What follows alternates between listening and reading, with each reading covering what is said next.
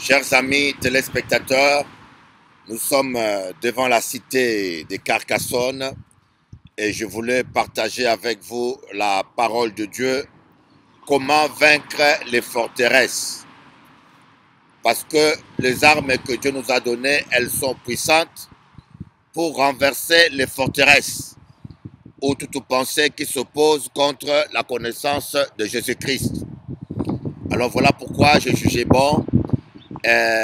Moi, je voulais partager avec vous parole à bon Dieu devant cité là antique de Carcassonne. Cette cité date du 9e siècle. Il est toujours là. Parce que la vie chrétienne est un combat. La vie chrétienne, c'est aussi comme une guerre. Et dans une guerre, il y a plusieurs batailles. Et je crois qu'il y a des gens parmi nous qui ont été vaincus, qui ont perdu certaines batailles. Si tu as perdu une bataille, tu n'as pas perdu la guerre. Vous savez, une guerre est faite de plusieurs batailles. Peut-être tu as perdu une bataille financière ou tu as perdu une bataille sentimentale. Tu ne voulais pas divorcer, mais tu es arrivé au divorce. Peut-être qu'avec ton enfant, ça ne marche pas. Malgré tout ce que tu as fait, malgré tes prières, mais ça ne marche pas comme tu voulais. Ce n'est qu'une bataille que tu as perdue. N'abandonne pas la guerre. Nous allons renverser des forteresses. Parce que Jésus a déjà vaincu pour nous. Jésus a vaincu pour vous. C'est ce que dit la parole de Dieu. Jésus a vaincu le diable. Jésus a vaincu les puissances des ténèbres. Et je voudrais vous dire aujourd'hui, vous avez la victoire. Mais avant de commencer notre émission, on va d'abord écouter la sœur Anna Teko dans un chant. Suivez.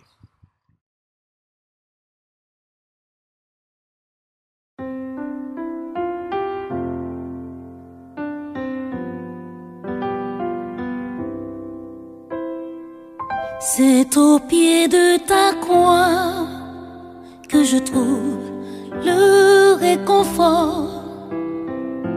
Je n'ai plus peur de rien quand je suis blotti dans tes bras. C'est au pied de ta croix que je trouve le réconfort. Je n'ai plus peur de rien quand je suis blotti dans tes bras. Assoiffé de ton eau qui me redonne la vie, tu me nourris avec ton pain de vie. La douceur de ta voix, je ne m'en lasserai pas. Quand tu me parles, je t'entends et je crois. C'est au pied de ta croix que je trouve le réconfort. Je n'ai plus peur de rien quand je suis blotti dans tes bras. C'est au pied de ta croix que je trouve mon réconfort. Je n'ai plus peur de rien quand je suis blotti dans tes bras. Garde-moi près de toi pour l'éternité. Et en retour, je promets de t'aimer. Ressens-tu mon amour quand je chante pour toi? Il est si fort que je pleure de joie, oui, de joie. C'est au pied de ta croix que je trouve le réconfort. Je n'ai plus peur de rien blotti dans tes bras. C'est au pied de ta croix que je trouve mon bonheur, Jésus.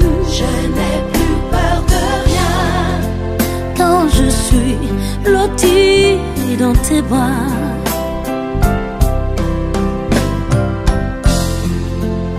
Seigneur, je veux te dire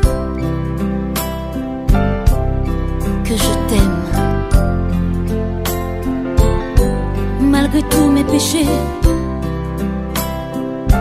tu ne m'as pas abandonné. Aujourd'hui, je me donne à toi. Je t'appartiens pour toujours.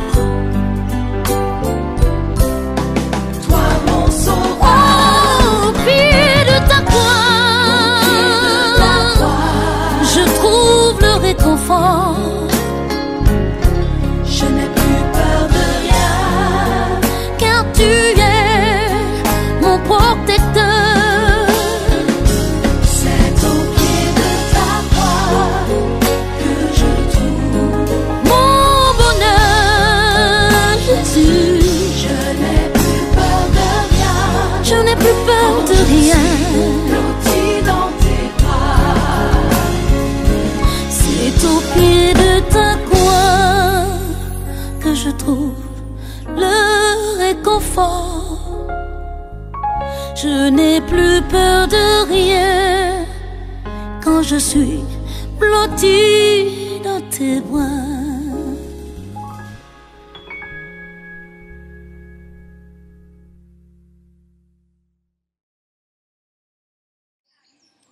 Voilà, chers amis téléspectateurs de Canal 10, c'est avec un grand plaisir que nous partageons la parole de Dieu dans cette cité antique de Carcassonne.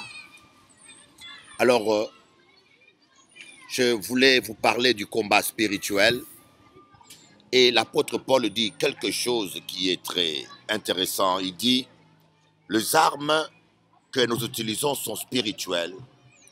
Ils ne sont pas charnels, ils sont spirituels. C'est pour renverser des forteresses qui s'opposent contre la connaissance de Jésus-Christ.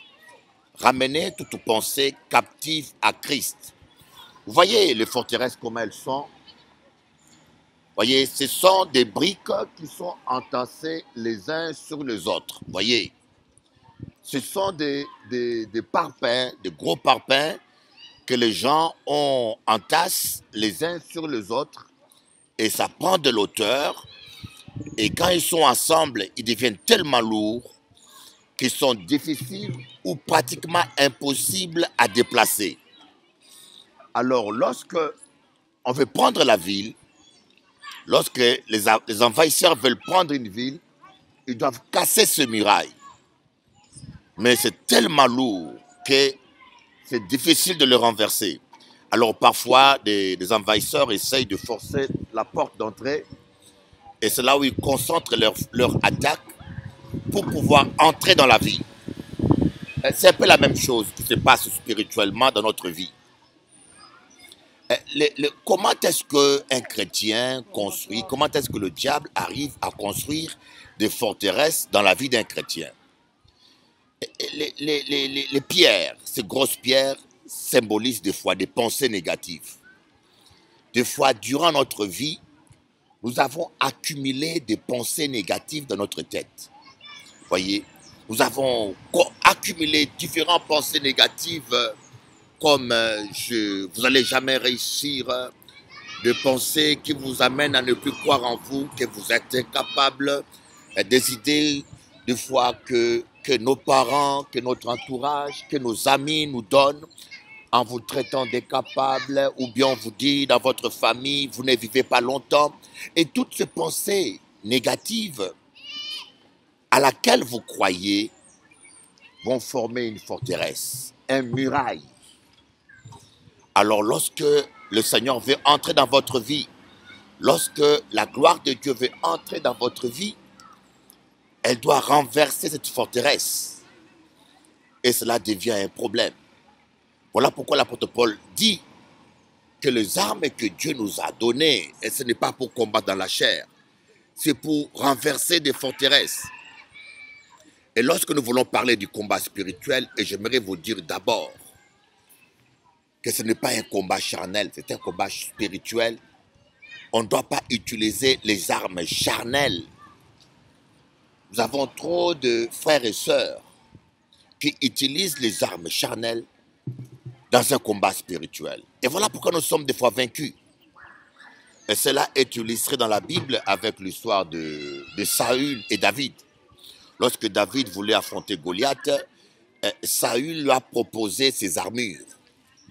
Et David a dit à Saül, je ne sais pas combattre avec ces armes, ils sont trop lourds pour moi, ils sont charnels. Et David a refusé de prendre les armes de Saül. Vous devez refuser de prendre les armes charnelles.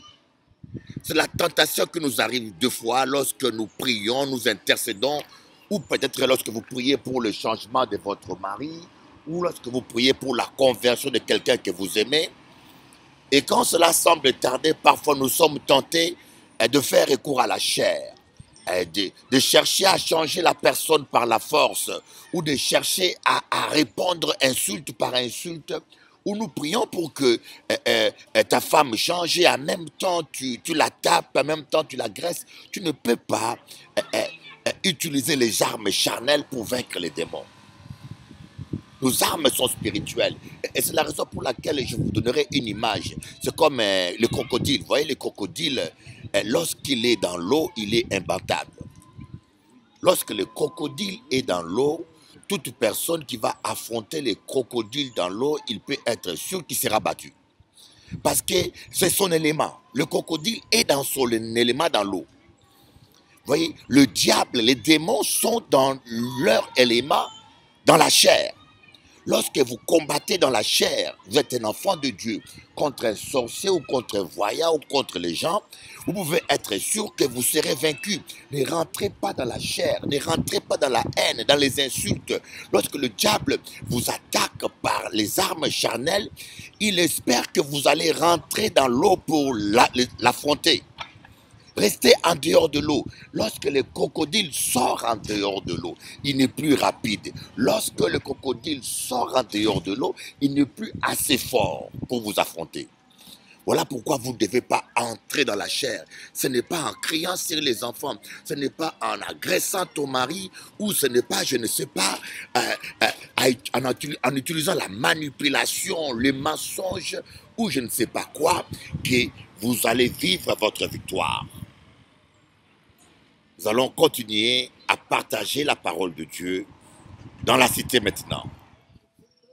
Alors, chers amis téléspectateurs, nous sommes toujours en train de parler du combat spirituel.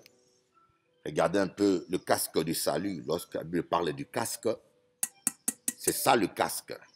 Et quand vous mettez le casque, dites-moi, dans une bataille, surtout contre quelqu'un qui n'a pas de casque, vous avez 1000 chances de gagner la bataille, vous voyez. Ce qui veut dire simplement que dans les temps antiques, ce n'était pas toujours le plus fort qui gagnait.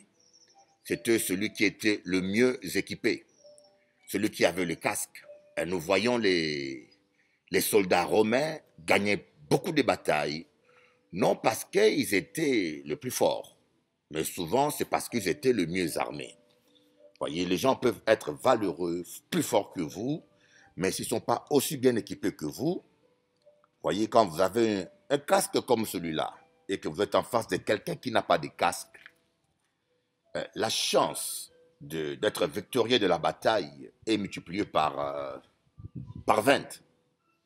Parce que quand vous recevez un coup d'épée sur le casque, celui qui veut vous tuer, des fois, l'adversaire qui avait le casque, il avait aussi les armures qui vont de pair sur le corps.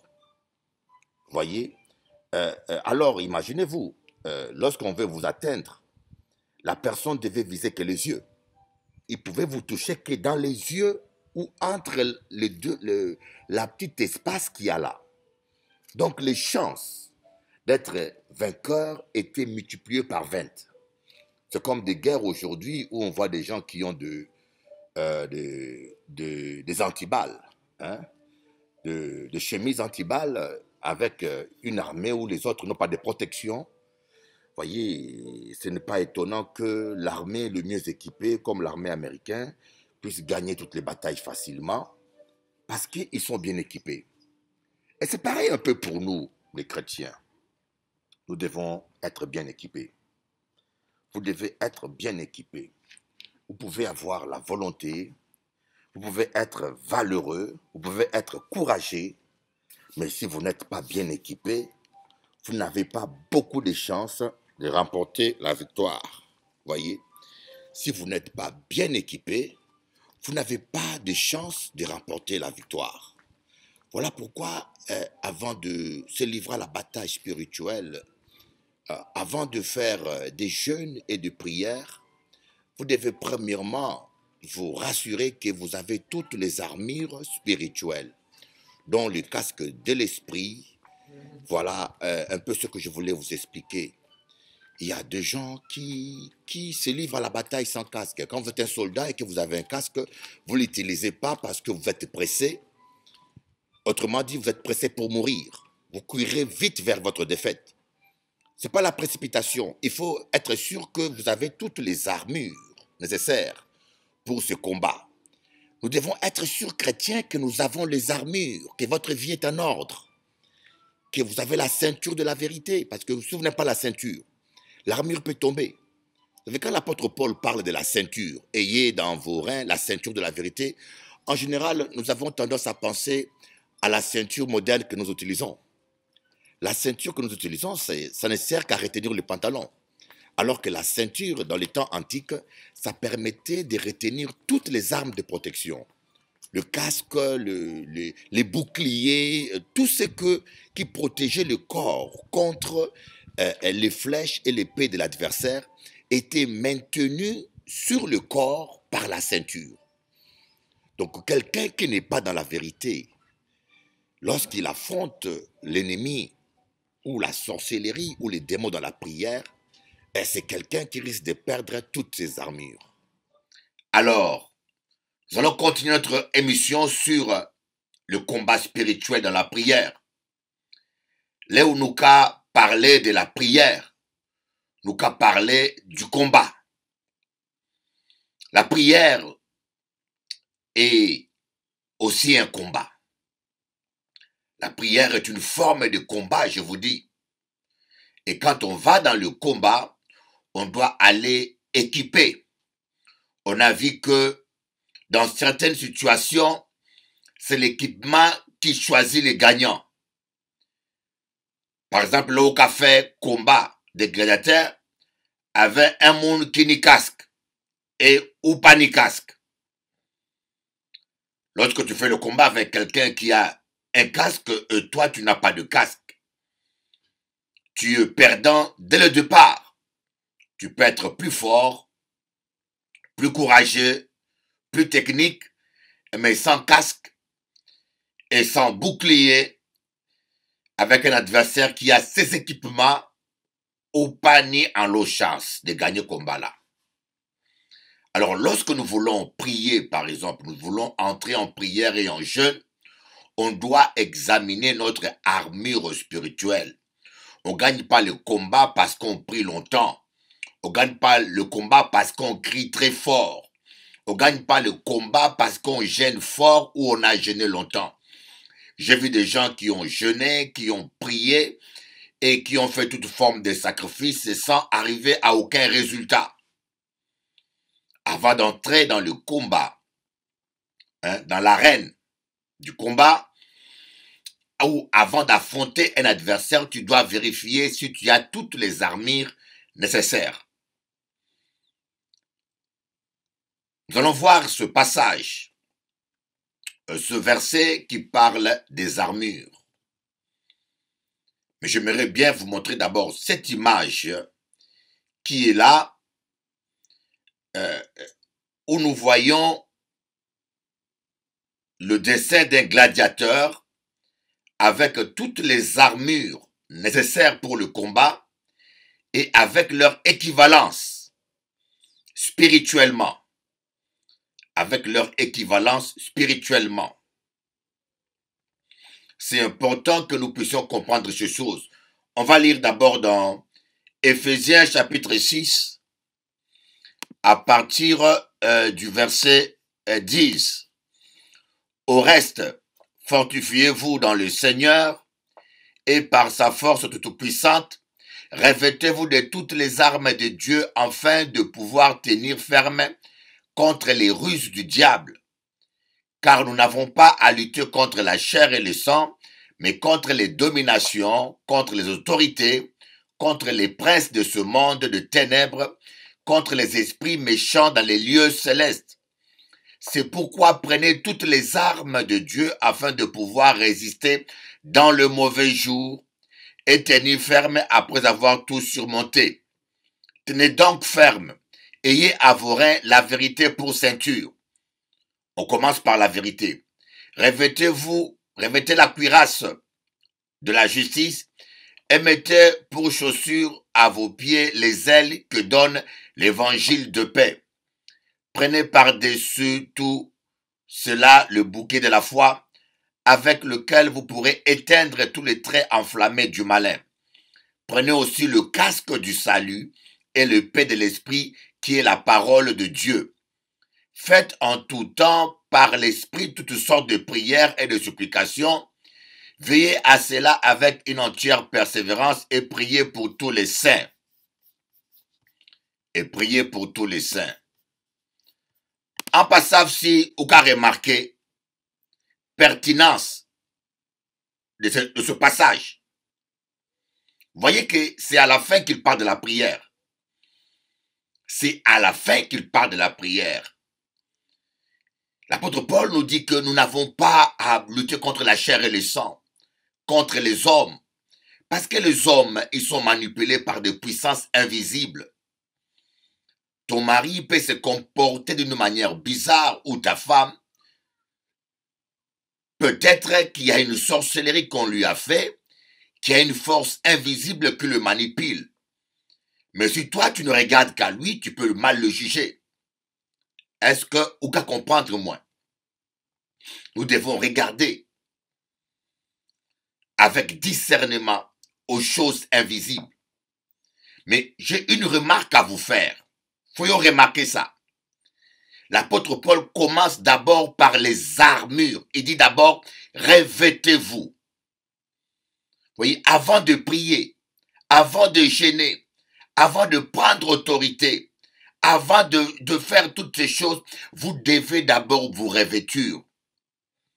Et quand il parle de toutes ces armures, c'est à la fin simplement qu'il dit prier.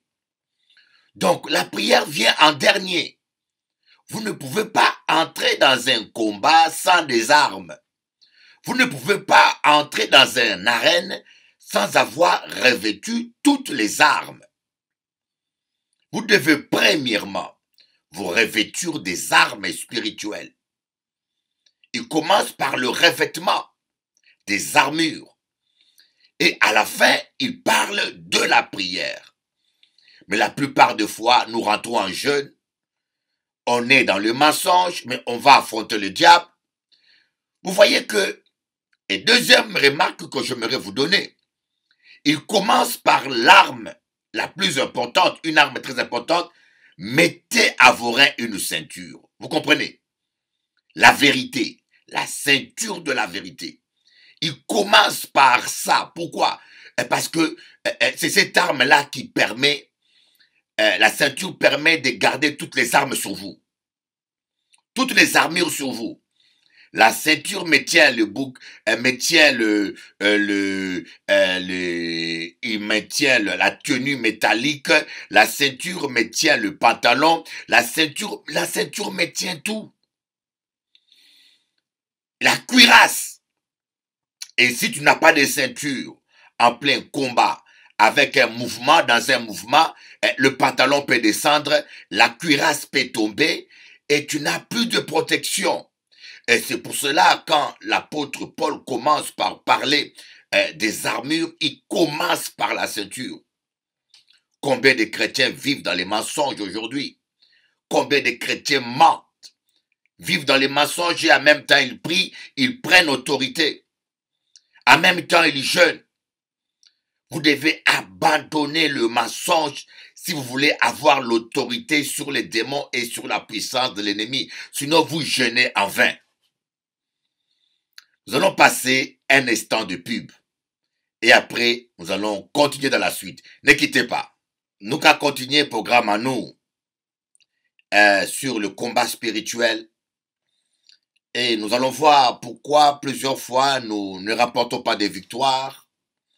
Et des fois nous sommes vaincus par l'ennemi. Nous allons voir un deuxième verset qui est très important.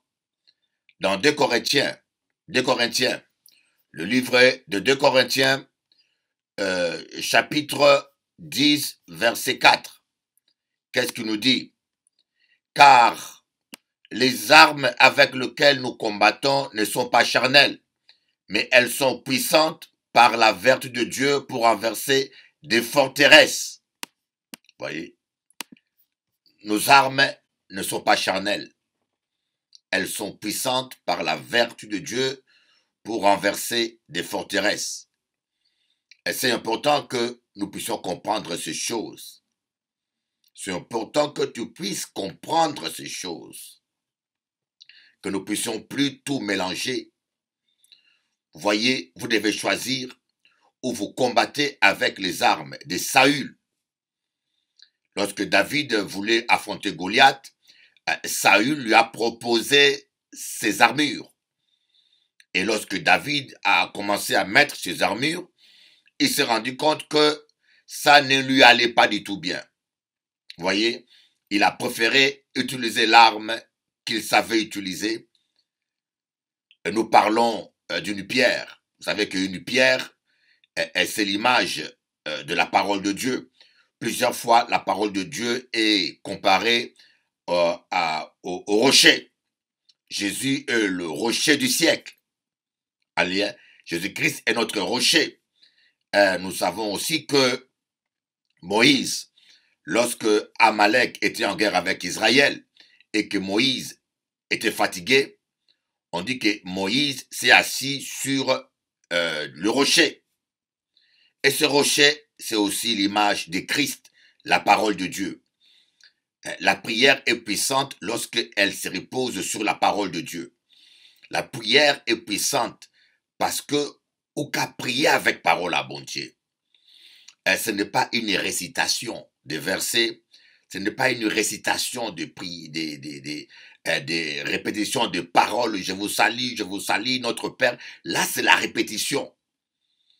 Mais la vraie prière, c'est dialoguer avec Dieu en vous appuyant sur la parole de Dieu. Seigneur, tu m'as promis ceci, accomplis ta parole.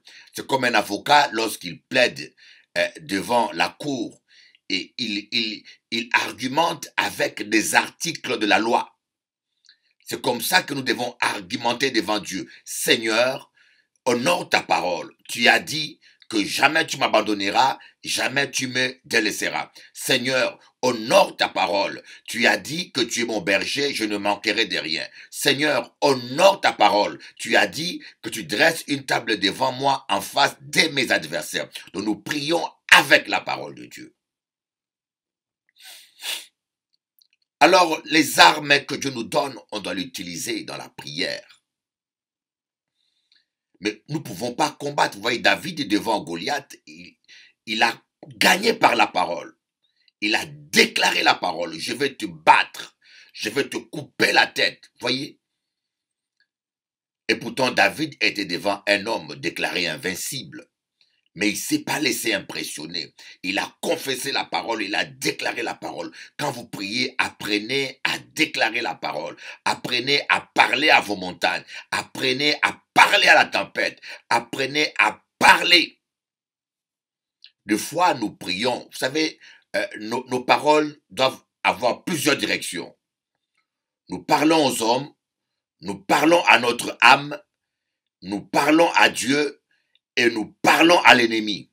4 directions. Nous parlons aux hommes, soit pour les édifier et les encourager. Les 4 directions de nos paroles. La deuxième direction, nous parlons à notre âme. Il faut apprendre à se fortifier soi-même. Comme David dit, mon âme, pourquoi t'as battu sur moi? Il parle à son âme. La troisième direction, nous parlons à Dieu. Nous adorons Dieu, nous rappelons à Dieu sa parole, ses promesses. Et la quatrième direction, nous parlons à l'ennemi, aux circonstances opposées. Nous parlons à la tempête comme Christ a parlé à la tempête. Nous parlons à Lazare, aux morts pour qu'ils vivent. Nous parlons à la maladie, nous chassons la maladie. Nous parlons aux démons. Démons au nom de Jésus-Christ, quitte ce corps. Vous savez, des fois nous confondons les tout. Un jour, j'ai demandé à un pasteur de faire une délivrance. Et ce pasteur a commencé à parler à Dieu. Je dis non. On parle à Dieu quand on est dans son intimité. On parle à Dieu pour le louer, pour l'adorer. Mais quand tu es devant un démon, ce n'est plus le temps de parler à Dieu. Dieu est avec toi. Dieu t'a donné l'autorité de chasser les démons. Tu parles au démon, tu lui donnes ordre de partir. Tu ne vas pas encore demander à Dieu de chasser un démon. Dieu t'a dit, je te donne le pouvoir de chasser le démon. C'est comme Moïse.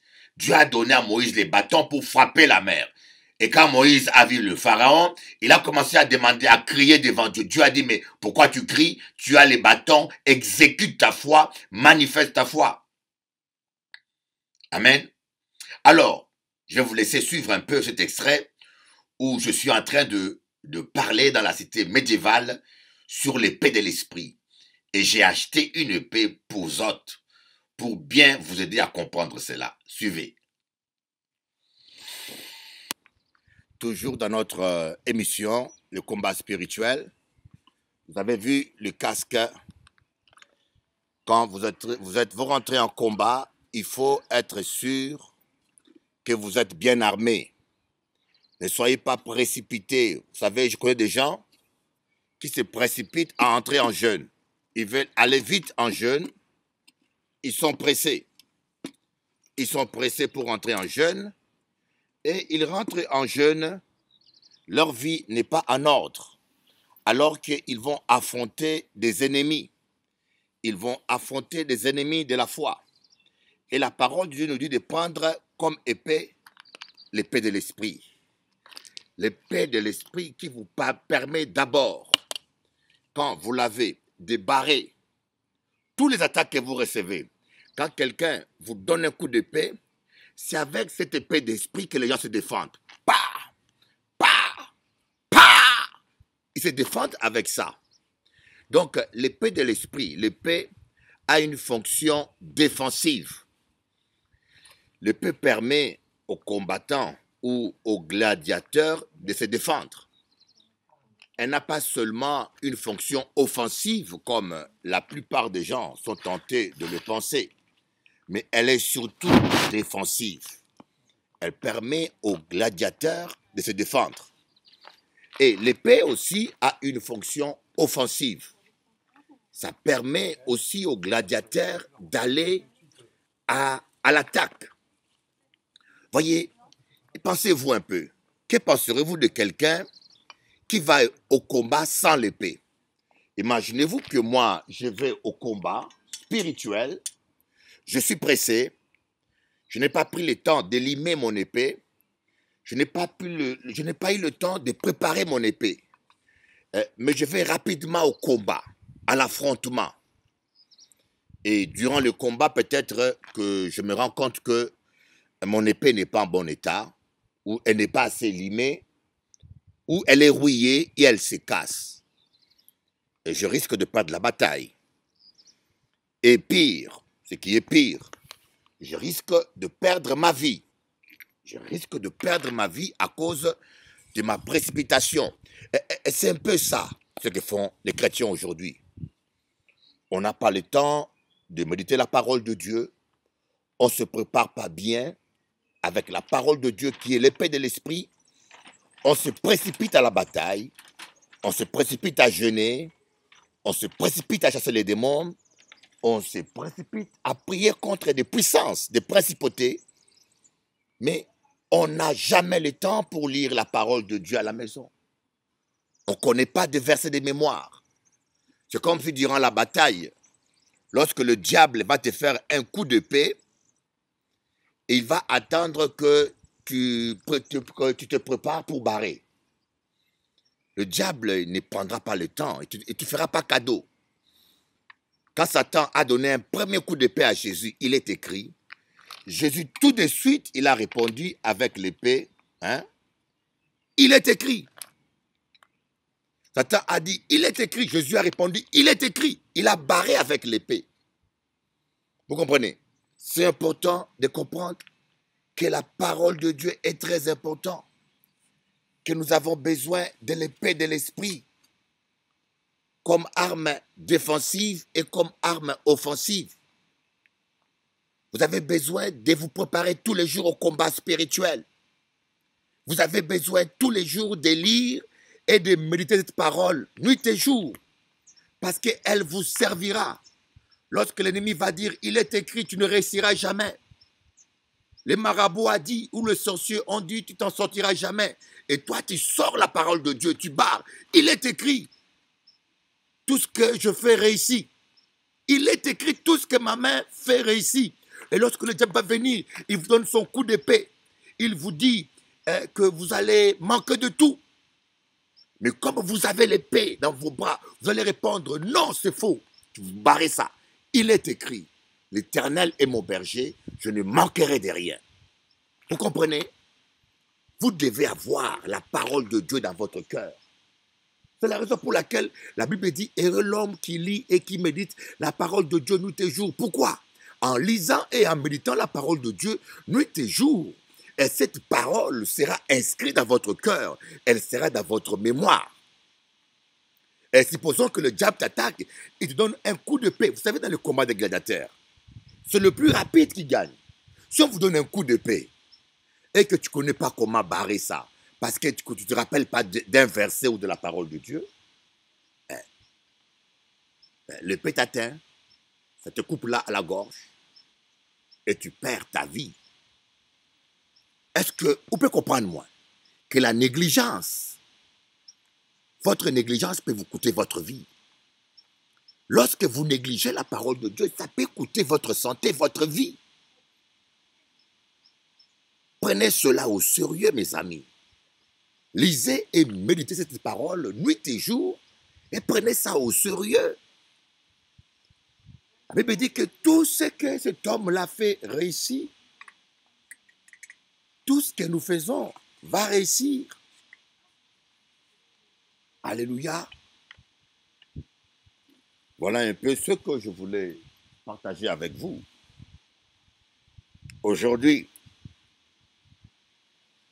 alors la suite, nous allons le suivre au studio. Dans mon studio, je voulais spécialement faire l'introduction de cet enseignement à Carcassonne, dans cette cité antique, pour être plus démonstrative. Mais la suite de l'émission, c'est dans mon studio. Et je vais vous expliquer toutes choses. Vous voyez? Voilà, donc l'épée est là. En tout cas, celui qui veut me faire la guerre, il peut venir là. Je suis prêt. Vous voyez, je tiens l'épée. Et je pense que même Charlemagne, quand il voit ça, il va réfléchir 2 fois avant d'attaquer. Alléluia.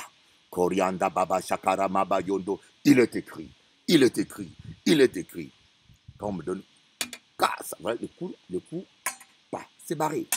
Même quand ça vient comme ça, c'est barré. Mais si vous n'avez pas ni casque, comment on va triompher? Dis-moi, si vous n'avez pas ni casque, si tu n'as pas de casque, comment tu vas triompher? Tu peux être courageux, tu peux être musclé, tu peux être fort. Mais par manque d'équipement, tu vas perdre la bataille. Il ne faut pas négliger l'équipement. Chrétien, tu es vaillant. Tu pries tout le temps. Tu jeûnes tout le temps. Mais tu vis dans le mensonge. Tu n'as pas la ceinture de la vérité. Tes âmes vont tomber en pleine bataille. L'assurance du salut. Vous devez être sûr que vous avez le salut par la grâce de Dieu. Amen. Alors, nous allons continuer toujours dans notre étude de la parole de Dieu. Vous voyez bien ce tableau-là, ce tableau que vous voyez actuellement qui est là. Tenez donc ferme et revêtez-vous. Vous voyez ce dessin qui montre un soldat. Et vous voyez, on dit la ceinture de la vérité. Et il y a comme un cercle autour du soldat, qui veut dire que c'est la ceinture qui maintient toutes ces cuirasses sur le soldat. C'est la ceinture qui maintient tout. Si la ceinture se casse, tout s'écroule. Donc c'est très grave d'entrer en jeûne ou d'entrer en confrontation avec les puissances des ténèbres et lorsque on vit dans le mensonge. Voyez, il y a l'épée de l'esprit que vous devez avoir, le casque du salut qui protège votre tête. Et lorsque nous parlons du casque, vous savez, dans le salut, il n'y a pas que la vie éternelle comme beaucoup de gens le pensent.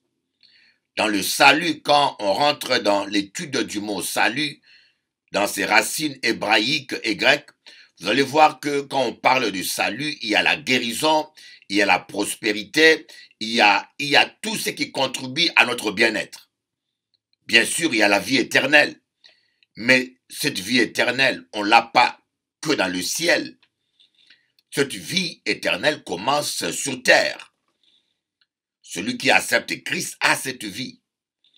Voyez? Donc vous devez avoir l'assurance, la foi que vous êtes sauvé, la foi que vous êtes guéri, la foi que vous êtes béni, la foi. Donc cette assurance que vous avez, ça représente un casque. Voyez? Et vous savez que le casque, comme vous le voyez là, il couvre aussi la tête, le front. Donc il couvre votre pensée. Parfois, Satan vient nous bombarder avec des pensées négatives. Et vous dit que vous avez le cancer. Moi, j'ai une sœur qui a peur d'avoir le cancer parce que sa grande sœur est morte du cancer et sa mère aussi était morte du cancer. Donc, c'est une maladie familiale. Et les démons qui veulent l'attaquer lui bombardent de pensées négatives en lui faisant croire qu'elle a le cancer. Dès qu'elle a un petit bobo, une petite douleur, elle pense au cancer. Vous voyez? Donc, Satan vient bombarder nos pensées avec des idées négatives. Donc, mais quand vous avez l'assurance que vous êtes guéri, vous allez résister à toutes ces pensées. Quand vous avez l'assurance que Jésus a payé le prix pour vous et que vous êtes guéri par ce maître ici, Satan ne pourra pas vous donner certaines maladies. Parce que la maladie commence dans votre tête. Quand le diable vient attaquer quelqu'un, il commence par la pensée. Il vous donne des pensées mauvaises. Il attaque par la tête. C'est pour cela que vous devez avoir le casque du salut. Une foi ferme dans le salut de la guérison, de la prospérité, de la santé et de la vie éternelle. La cuirasse. La cuirasse protège tout le corps. Le bouclier de la foi, c'est avec le bouclier qu'on barre certaines flèches. Les traits enflammés. Voyez, avec le bouclier, on peut barrer certains coups d'épée adverses, mais on peut aussi, surtout, barrer des flèches que l'épée ne peut pas barrer. Voyez, c'est parole contre parole, espérance contre toute autre espérance. Donc, quand Satan vient vous donner des paroles négatives, parfois même par des prophéties fausses, que vous réussirez jamais, et vous répondez avec l'épée, tout ce que je fais réussira. Il est écrit, tout ce que je fais réussira. Amen. Donc, vous vous appuyez sur l'épée. Mais il y a certains traits enflammés démoniaques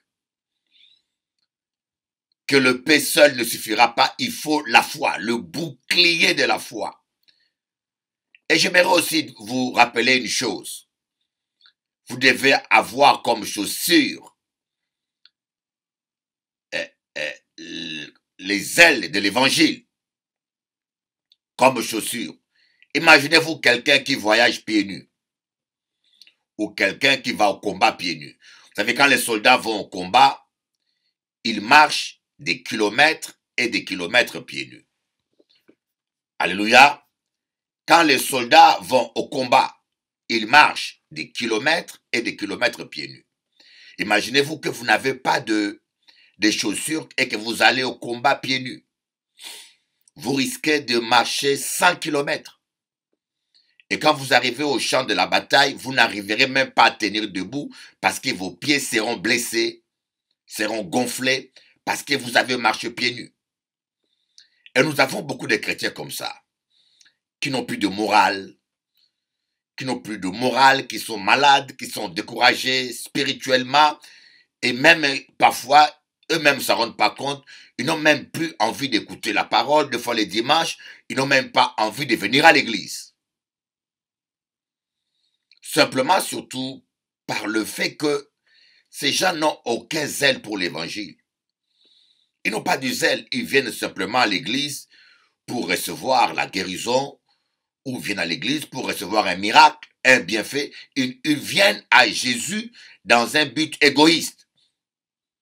Ils n'ont pas compris l'évangile. Si vous n'avez pas de zèle pour l'évangile, c'est-à-dire si vous n'avez pas envie de servir Dieu, vous voulez être simplement à l'église comme dans une salle de cinéma, vous voulez être à l'église comme dans un hôpital. L'église est un hôpital, mais l'église n'est pas qu'un hôpital. Mais quand vous allez simplement à l'église pour recevoir une délivrance, et c'est ça votre but, vous serez comme un soldat qui va dans un champ de bataille à pieds nus. Vous pouvez être sûr qu'il y aura un moment où vous serez découragé. Découragé de venir le dimanche à l'église ou découragé de venir même à l'église. C'est pour cela que c'est important que vous soyez zélés, que vous venez à l'église dans un but plus grand que la simple guérison et délivrance. Je viens à l'église pour servir Dieu. Et je veux être zélé pour Dieu. Je m'engage à témoigner Jésus. Je m'engage à partager la parole. Je m'engage à distribuer les tracts. Je m'engage à intercéder pour les gens. Vous devez connaître votre ministère.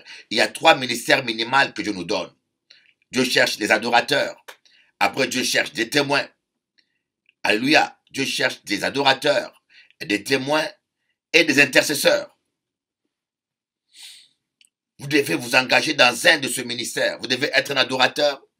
Vous devez être un intercesseur aussi. Passez le temps à intercéder au lieu de passer 2 heures à prier que pour votre problème. Et aussi passer du temps à prier pour toutes les autres personnes et à témoigner.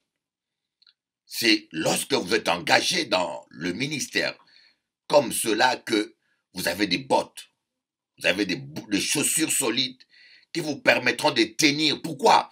Parce que chaque fois que vous fortifiez les autres, vous vous fortifiez vous-même 2 fois. On ne récolte que ce que l'on sème. Si vous sémez l'encouragement, si vous sémez le soutien aux autres, quelque part, Dieu va vous donner au double. Lorsque vous aurez des moments de faiblesse, vous allez sentir une force surnaturelle qui va venir. Et simplement, c'est une récolte de ce que vous avez sémé aux autres. Mais si vous êtes égoïste et que vous n'aidez pas les autres, la Bible dit, celui qui ferme ses oreilles au cri d'un faible, criera lui-même et n'aura pas de secours. C'est écrit, celui qui ferme ses oreilles au cri d'un faible, criera lui-même et n'aura pas de secours.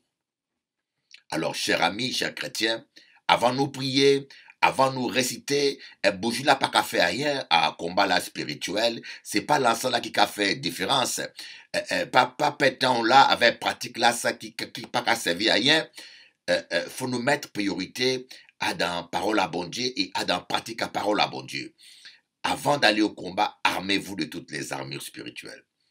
N'oubliez pas, ce soir, vous aurez le pasteur Josué, ce samedi soir et dimanche matin, et dimanche après-midi à Martinique, à Squatch Hotel, à 17h.